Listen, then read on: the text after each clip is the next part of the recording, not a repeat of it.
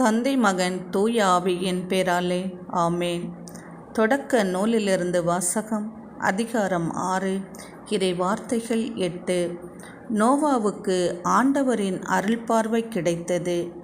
இது ஆண்டவர் வழங்கும் அருள்வாக்கு. இறைவா உமக்கு நன்றி. நன்றி தகப்பனே, நன்றி. எம்மை காக்கின்ற கரமே நன்றி. எம்மோடு இருக்கிறவரே நன்றி. எமக்கு துணை செய்கிறவரே நன்றி. இந்த நாளுக்காக நன்றி. இந்த இறை வார்த்தைக்காக உமக்கு கோடான கோடி நன்றி ஏசப்பா, நன்றி. ஆண்டவரே, அன்று நோவாவுக்கு அருள் பார்வை கிடைத்தது போல எங்களுக்கும் உம்முடைய தயவும் கிருபையும் நீர் கிடைக்க செய்த கிருபைகளுக்காக உமக்கு நன்றி ஆண்டவரே, நன்றி.